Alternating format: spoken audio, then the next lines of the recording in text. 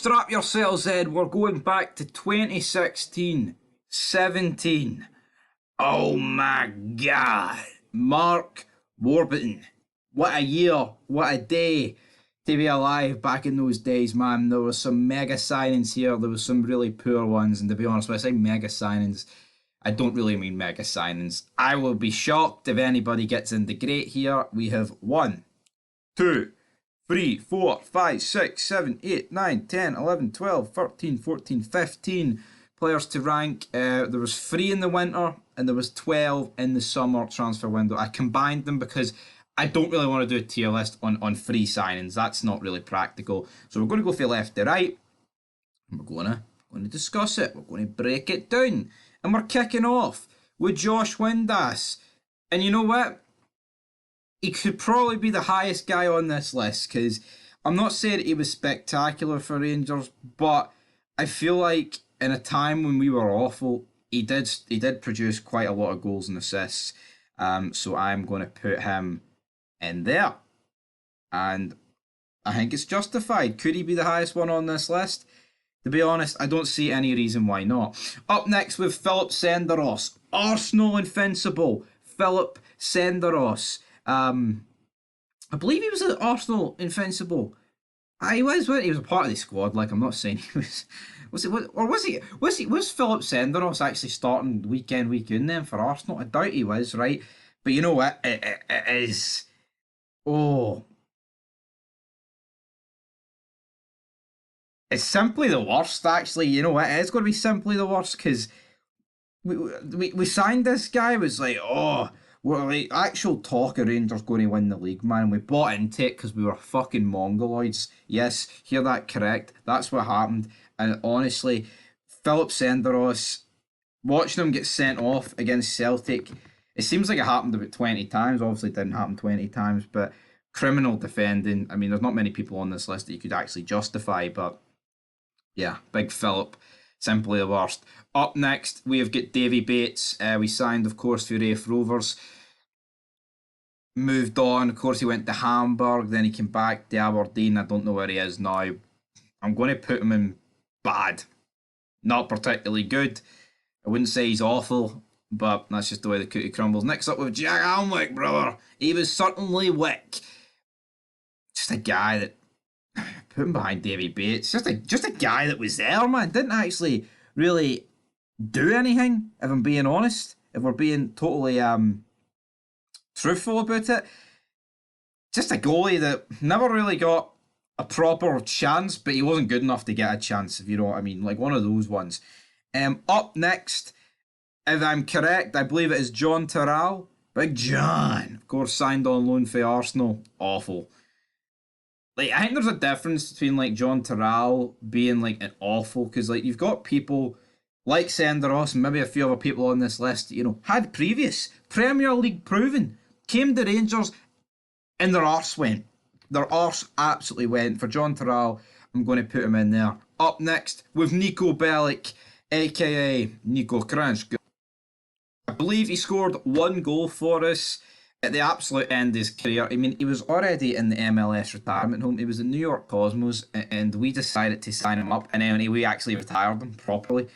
You know what? I'm actually going to put him top of the awful, because this was a guy, there was so much hype with him coming in, man. Like, if you look at the caliber, like, name value players that Rangers were signing in this window, man, it just goes to show you, names don't mean fuck all. It's about what actually happens out on that pitch at the end of the day.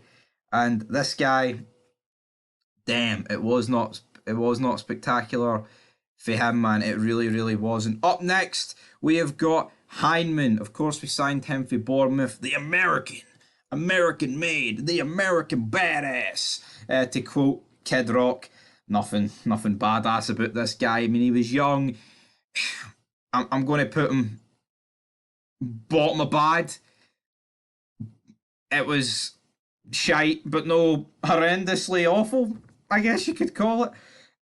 That's what we'll leave it at. Big Heinemann, what a guy, what a player. Up next, Clint Hill, 37 Clint Hill. This isn't like signing 37-year-old Giorgio Chiellini, Thiago Silva. This is signing a guy who was never even good when he was young. So what the fuck was signing somebody when he's 37 going to do for anyone? No, nothing, man.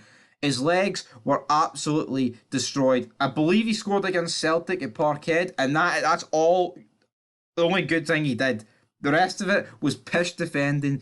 But again, you're calling in guys that are decrepit and old to do a job that they probably couldn't even do in their prime. So there you go. That is simply the worst. I'm actually going to put him. I'm going to put him ahead of Philip Senderos. Because why not? We're putting him ahead of Philip Senderos because why the hell not, brother?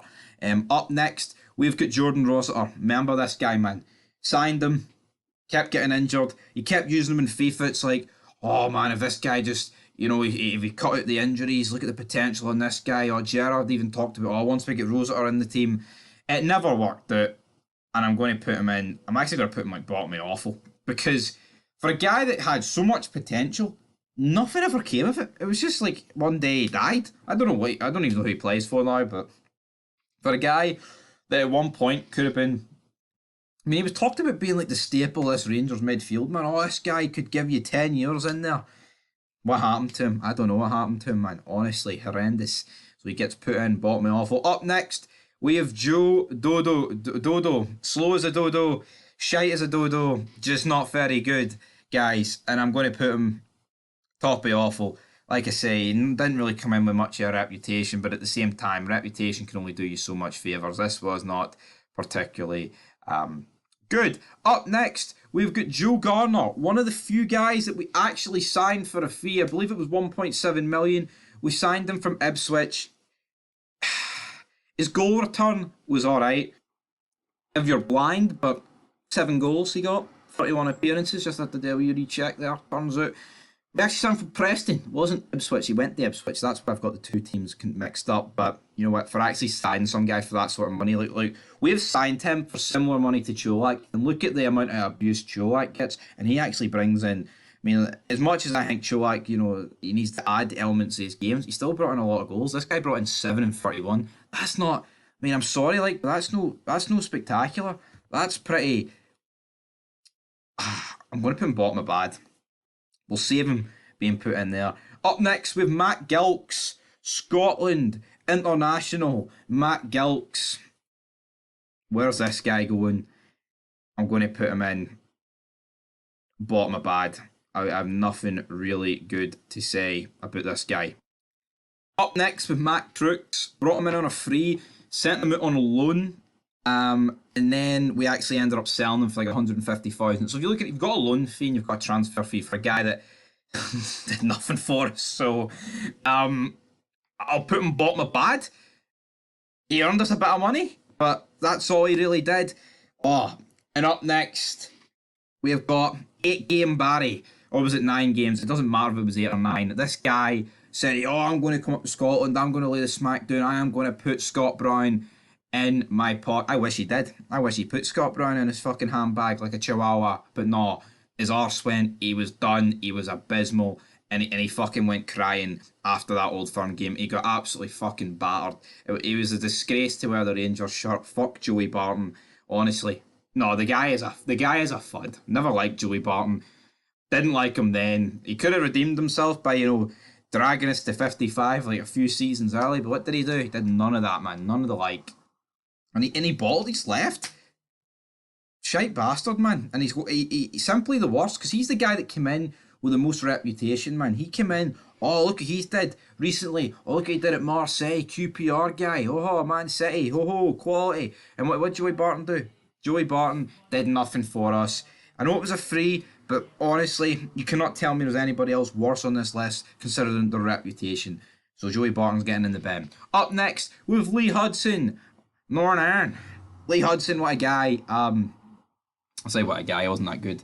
Let's be real about it, man. Lee Hudson was not very good for us. I'm going to put him above him. And yeah, guys, that is where this video is getting ending. One player in good. The rest, 14 players bad and below. And you know what? I think that's fair enough. I don't think who's going to dispute that, man.